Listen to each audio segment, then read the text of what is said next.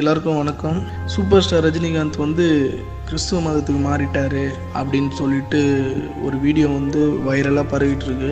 நேற்று என்னோட மொபைலுக்கு வந்து அந்த வீடியோ சகோதரர் சென்ட் பண்ணியிருந்தாரு. நெட்டில் செக் பண்ணி பார்க்கும்போது ஒரு எலிமினாட்டி மெம்பராக தான் ஜாயின் பண்ணியிருக்காரு. கிறிஸ்துவில் அவர் வந்து ஞானஸ்தானம் எடுக்கல, அந்தி கிறிஸ்து, அதாவது கிறிஸ்துவுக்கு எதிரான ஒரு இயக்கம் தான் அந்தி கிறிஸ்துவில் வந்து அவர் வந்து பேப்டிசம் கொடுத்துருக்காரு. அங்கே தான் ஞானஸ்தானம் எடுத்திருக்காரு. ரீசெண்டாக தான் அவர் எடுத்திருக்காருன்னு சொல்லிட்டு அந்த இதில் பாடியோவில் போட்டிருக்கு. அது இல்லை, அது 7 வருஷத்துக்கு முன்னாடியே அவர் வந்து எடுத்திருக்காரு. உங்களுக்கு சந்தேகம் தான் நீங்கள் கூகுள் பண்ணி பாருங்கள். சூப்பர் ஸ்டார் ரஜினிகாந்த் எலிமினாட்டி மெம்பர்ஷிப்னு அதில் வந்து ஃபுல் டீட்டெயில் அவர் எப்போ கொடுத்தாரு எல்லாமே போட்டுருவாங்க. அது இல்லாமல் இந்த எலிமினாட்டி அவங்க யார் அப்படின்னு பார்த்தீங்கன்னா, அவங்க வந்து இந்த வேர்ல்டே வந்து ஆட்டி படைக்கணும்னு சொல்லிட்டு ஒரு முடிவோடு இருக்கவங்க. அவங்க வந்து ஒவ்வொரு நாட்டில் ஒவ்வொரு ஆளுங்களை, பிரபலமான ஆளுங்களை வந்து தேர்ந்தெடுப்பாங்க. அது இல்லாமல் அவங்க தேர்ந்தெடுத்த ஆள் இன்னும் பிரபலமாயிடுவாங்க. சாதாரணமாக பார்த்தீங்கன்னா இப்போ மைக்கேல் ஜாக்சனாக இருக்கட்டும், நிறைய pop singer, Hollywood heroes, players எல்லாருமே அவங்க இருக்காங்க. அது மாதிரி வந்து தமிழ்நாட்டில் வந்து அவங்க தேர்ந்தெடுத்தால் தான் வந்து ரஜினிகாந்த். ஏன்னா அவங்க வந்து சின்ன குழந்தைலேருந்து பெரிய ஆளுங்க வரைக்கும் எல்லாருக்கும் வந்து அவங்களோட சர்வாதிகாரத்தில் தான் இருக்கணும்னு சொல்லிட்டு அவங்க நினைக்கிறாங்க.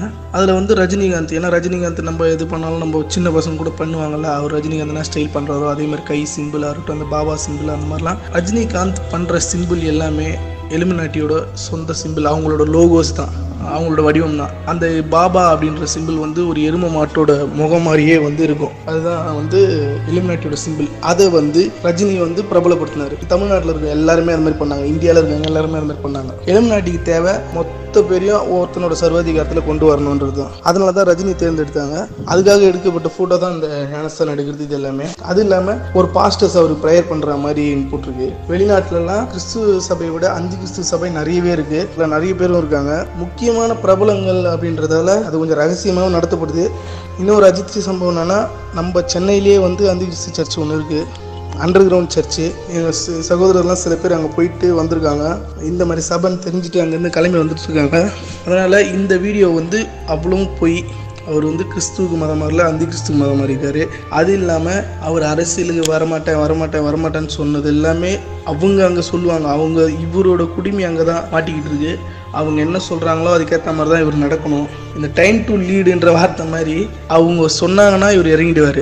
அவருக்கு சூழ்நிலை எப்படி இருக்குன்னு தெரியாது. இப்போ வந்து இந்த இடத்துல அரசியல் இந்த மாதிரி குழப்பமாக இருக்குன்னா, இப்போ சமீப காலமாக வந்து அவர் வரப்போகிறேன் அப்படி இப்படின்னு சொல்லிட்டு பொருளையை கிளப்பிட்டு இருக்காங்க. இந்த டைமில் கிறிஸ்துவாக மாறிட்டேன் அப்படின்னு சொன்னோன்னா, கிறிஸ்துவங்களோட சப்போர்ட்ஸ் கொஞ்சம் நிறைய இருக்கும் ரஜினிக்கு அப்படின்ட்டு. ஏன்னா வந்து வேர்ல்டில் 75% வந்து கிறிஸ்டின்ஸ் தான் இருக்காங்க. அதனால் வந்து கிறிஸ்துவ மதத்துக்கு மாறிட்டேன்னு சொன்னால் இவர் கொஞ்சம் சப்போர்ட் இருக்கும் அப்படின்லாம் சொல்லிட்டு இந்த மாதிரிலாம் அனுப்பிச்சிட்ருக்காங்கப்பா வீடியோ. இந்த வீடியோ அவ்வளவும் போய் ஃபேக்கு. நீங்கள் இதை பார்த்து யாரும் ஏமாறாதீங்க. முடிஞ்ச வரைக்கும் ஷேர் பண்ணுங்கள். தேங்க்ஸ்.